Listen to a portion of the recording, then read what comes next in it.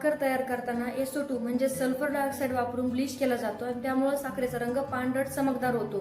तर आपला भारत हा जगातील सर्वात जास्त साखर बनवणारा आणि वापरणाऱ्या देशांपैकी एक आहे. म्हणूनच आपल्या भारताला डायबिटीजचं कॅपिटल म्हटलं जातं. गोड खाल्ल्यामुळे आपल्या मेंदूमध्ये डोपामिन नावाचं केमिकल सिक्रेट होत राहतं. त्यामुळे आपल्याला सतत गोड खाण्याची इच्छा होत राहते. तर आपण सकाळी उठल्यावर जो चहा पितो त्यामध्ये तर साखर असतेच, पण त्याचसोबत जे आपण बिस्किट बुडवून खातो, टोस्ट खातो, ब्रेड खातो, यामध्ये पण भरपूर प्रमाणामध्ये साखर असते. दिवसभरात कळत न कळत आपण कितीतरी गोष्टी म्हणून साखर खात असतो. तर उदाहरणार्थ बघा, पीनट बटर असेल, सॉस असेल किंवा चिप्स असतील, या बऱ्याचशा गोष्टीमध्ये साखर लपलेली असते. साखर शरीरात गेल्यावर काय होतं, आपण जे वेगवेगळे गोड पदार्थ खातो त्यातून जी साखर आपल्या बॉडीमध्ये जात असते त्याचं ग्लुकोज मध्ये लगेच कन्व्हर्जन होतं आणि इन्सुलिन हार्मोन जे आहे ते हे ग्लुकोजला रक्तातून पेशींपर्यंत पोहोचवण्याचं काम करतं आणि त्यापासून आपल्या बॉडीला एनर्जी मिळते. आपण जेवढं गोड खातो तेवढं आपल्या बॉडीमध्ये ग्लुकोजची लेवल वाढत जाते. तेवढं ग्लुकोज पचवण्यासाठी आपल्या बॉडीला तेवढं इन्सुलिन बनवायला लागतं. म्हणजेच आपली बॉडी जी आहे इन्सुलिन रेझिस्टंट होते. म्हणजे आपल्या ज्या सेल्स आहेत बॉडीच्या त्या इन्सुलिनला रिस्पॉन्ड करणं बंद करतात किंवा इन्सुलिन बनवणंच बंद करतात. म्हणजेच आपल्या रक्तामध्ये ग्लुकोजचं प्रमाण वाढत जातो, तो साचत जातो आणि आपल्याला डायबिटीज होतो. तर जर आपण साखर खाणं काही दिवसांसाठी बंद केलं, स्टॉप केलं, तर काय परिणाम होणार? सगळ्यात पहिल्यांदा आपली बॉडीमध्ये जी चरबी असते ती फक्त चरबी नसते, त्यासोबत आपल्या बॉडीने खूप सारं वॉटर पण होल्ड केलेलं असतं. सगळ्यात पहिल्यांदा आपण जेव्हा साखर बंद करतो तर आपली जी बॉडी आहे ती एक्सेस वॉटर जे आहे ते रिलीज करते आणि त्यानंतर फॅट कमी व्हायला सुरुवात होतं. म्हणजे सगळ्यात आधी आपल्या बॉडीमधली पाणी कमी होतं, नंतर ग्लुकोज रिलीज होतं.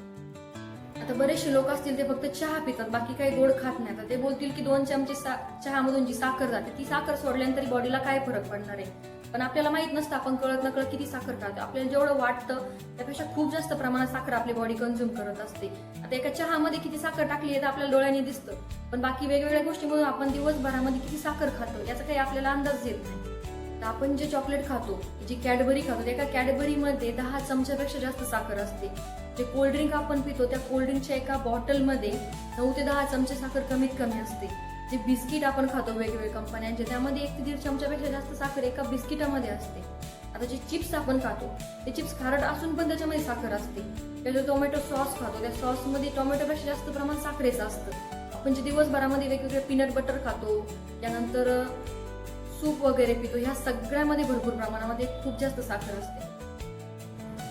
या व्यतिरिक्त chocolate syrup, fruit juices, energy drink, vegetable soup, protein bar या सगळ्यामध्ये साखर असते. बऱ्याच वेळा कंपन्या आपली फसवणूक करण्यासाठी त्यांच्या प्रोडक्टच्या पॅकेजिंगवर डायरेक्टली शुगरचं प्रमाण न लिहिता sucrose, corn syrup, galactose, maltose, dextrose असं लिहितात. आता जिथं ओज आहे ना तर हे सगळ्या शुगरच आहेत. तर साखर खाणं बंद केल्यानंतर काही लोकांना थोडे दिवस डोकेदुखी, चिडचिड, थकवा हे सगळं जाणवू शकतं, पण काही दिवसांनी आपोआपच आपल्याला गोड खाण्याची क्रेविंग जी आहे ती हळूहळू कमी होत जाते. तर आपण जर काही दिवस साखर खाणं बंद केलं तर फळं पण बंद करायची का?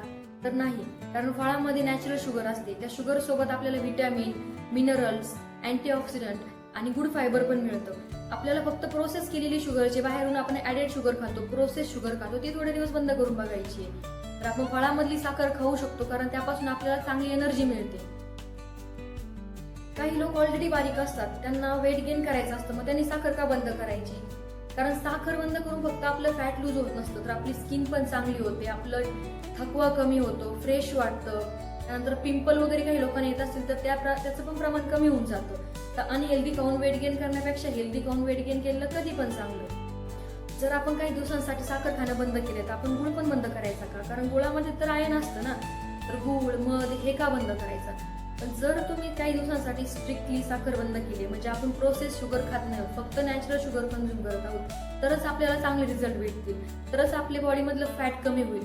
जेव्हा आपलं फॅट कमी होईल तुम्ही हेल्दी फील कराल, पुन्हा तुम्ही काही दिवसानंतर ह्या गोष्टी खाऊ शकता. पण जोपर्यंत तुमची बॉडी पूर्ण फिट होत नाही तर काही दिवसांसाठी तुम्ही साखर, गुळ हे सगळं बंद केलं पाहिजे.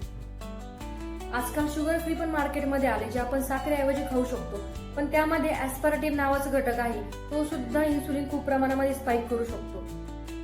आता आपण ऐकतो की शुगर हे कार्बोहायड्रेट्स आहे आणि कार्बोहायड्रेट कमी खाल्ल्यामुळे बॉडीमध्ये शुगर पण कमी जाते. पण कार्बोहायड्रेट फक्त शुगरच नाही, तर कार्बोहायड्रेटमध्ये धान्य, फळं, भाजीपाला आणि मिल्क प्रोडक्ट सुद्धा येतात. यामध्ये 2 प्रकार आहे, एक सिंपल आणि दुसरा कॉम्प्लेक्स कार्बोहायड्रेट. सिंपल कार्बोहायड्रेट्समध्ये साखर, मध, गूळ आणि फळे येतात. ते खाल्ल्यानंतर आपल्याला ऊर्जा पण पटकन भेटते आणि भूक पण लवकर लागते. तर कॉम्प्लेक्समध्ये गहू, ज्वारी, बाजरी, भात आणि डाळी येतात, जे हळूहळू पचतात पण जास्त वेळ एनर्जी देतात. त्यात पण गव्हामध्ये ग्लुटोनचं प्रमाण थोडं जास्त असतं, त्यामुळे ते काही लोकांना पचत नाही.